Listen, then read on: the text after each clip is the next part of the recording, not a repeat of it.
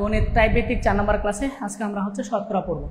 যারা চাকরির পরীক্ষা দিবেন অর্থাৎ নিবন্ধন অথবা প্রাইমারি অথবা সমাজসেবা বা এই টাইপের যে কোনো ক্যাটাগরির চাকরি, আপনাদের জন্য গণিতের এই টাইপভিত্তিক ক্লাসগুলো খুব খুব খুব ইম্পর্টেন্ট। অবশ্যই আপনারা এই টাইপভিত্তিক ক্লাসগুলো দেখবেন। আশা করছি আপনি যদি আমাদের গণিতের এই ফ্রি ভিত্তিক ক্লাস নিয়ে আপনাকে চিন্তা করতে হবে না, এবং যে কোনো চাকরির পরীক্ষায় হোপফুলি আপনি 70% প্লাস কমন পাবেন। ওকে, তাহলে আমরা শুরু করি। আজকে টপিক হচ্ছে শতকরা।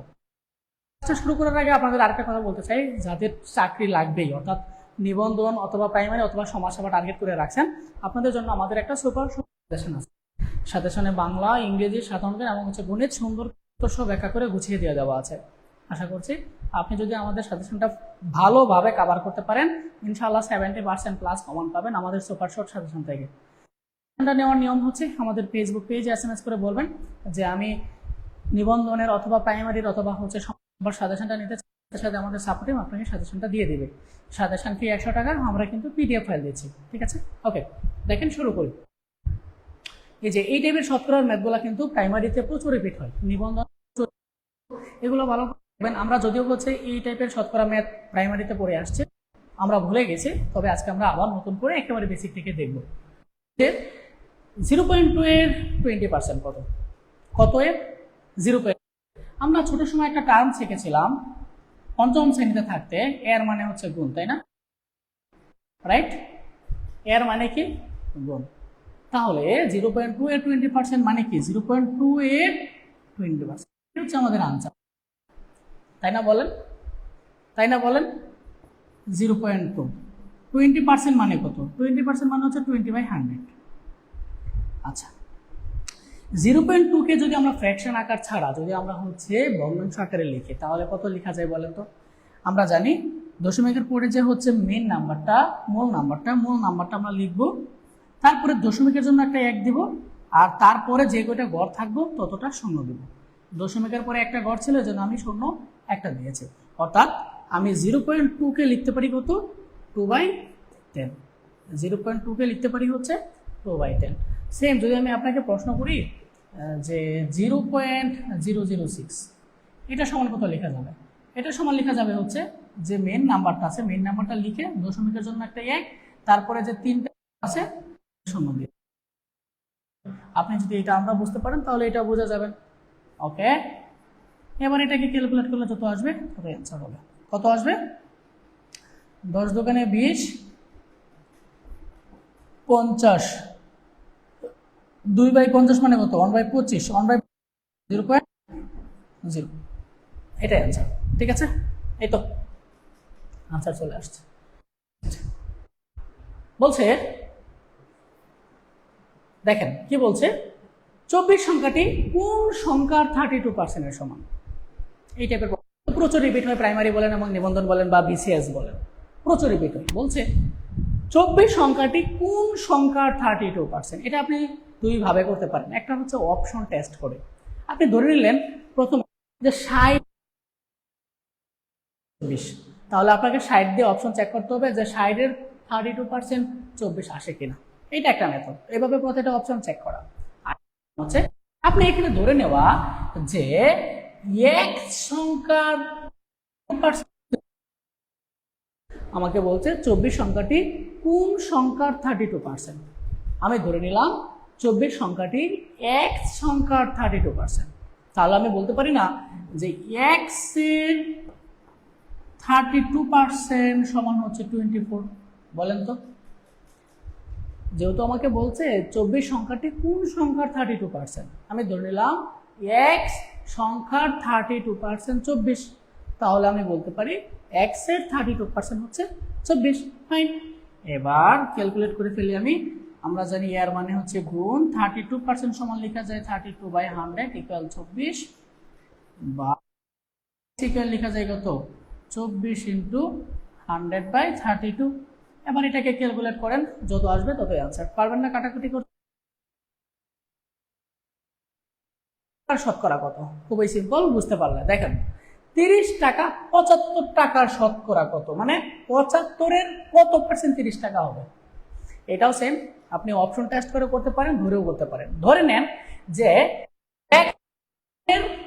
75 টাকা হচ্ছে 30 টাকা, তাহলে আপনি লিখতে পারেন না যে 75 টাকার x% হচ্ছে 30 টাকা।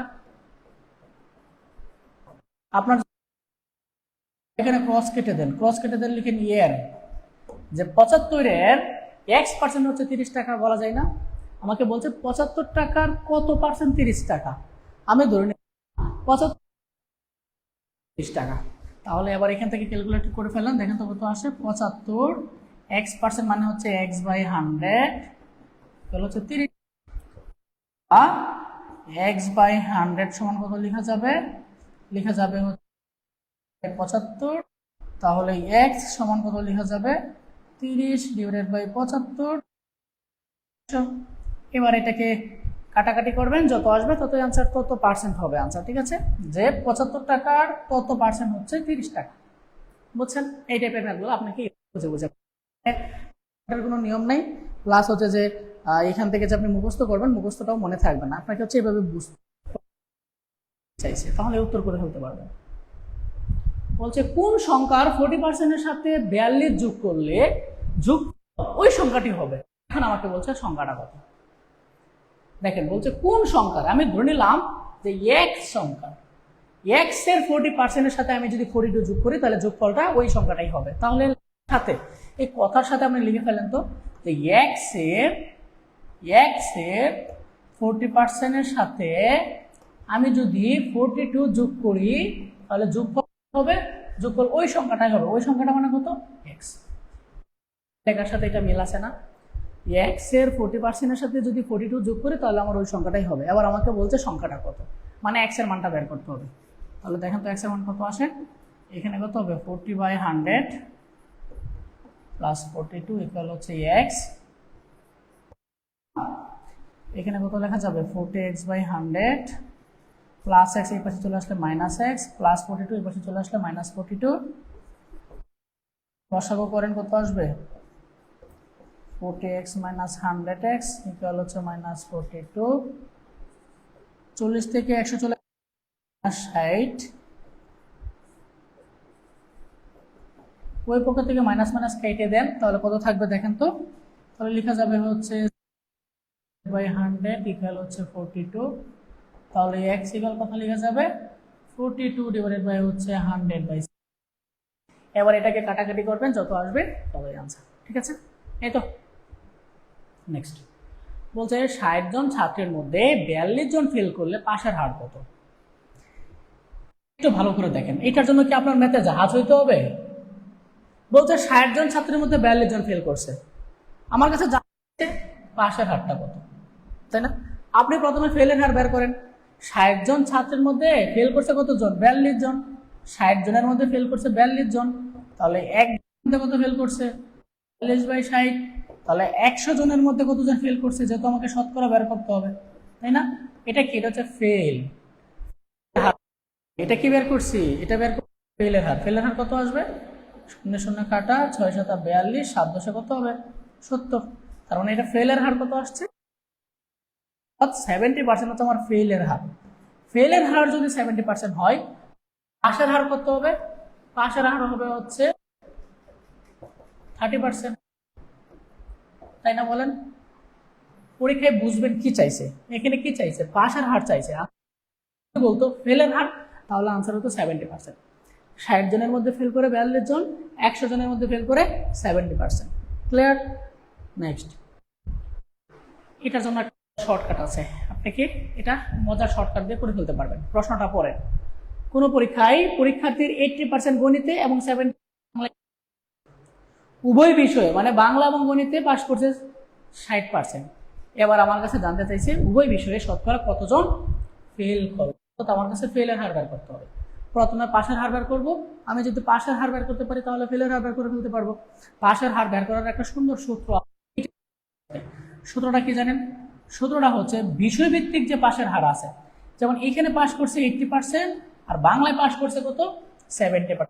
বিষয়ভিত্তিক পাশের হারের সাথে বিয়োগ করে দিবেন হচ্ছে উভয় বিষয় পাস করছে, উভয় বিষয়ে পাশের হার হচ্ছে 60%। তাহলে যাবেন, বুঝতে পারছেন?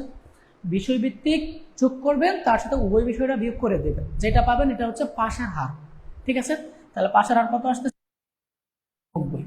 তাহলে আপনি যদি পাশের হার পেয়ে যান, ফেলের হার বের করতে পারবেন না।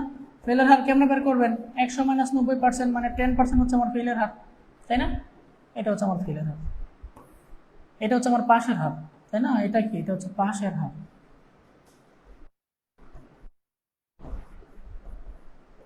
এটা হচ্ছে পাশের হার, আর এটা হচ্ছে আমার ফেলের হার।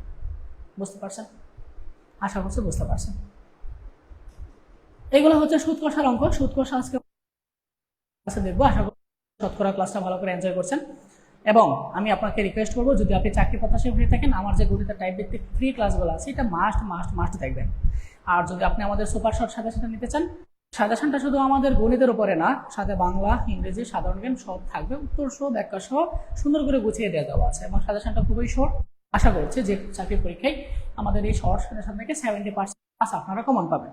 সাজেশনটা নেওয়ার জন্য আমাদের এই পেজে এসএমএস করলেই হবে। আমরা কিন্তু সাজেশনের পিডিএফ দিচ্ছি মাত্র 100 টাকায়। সব ভালো থাকেন, দেখা হবে অন্য কোনো একটা ক্লাসে। আল্লাহ হাফেজ।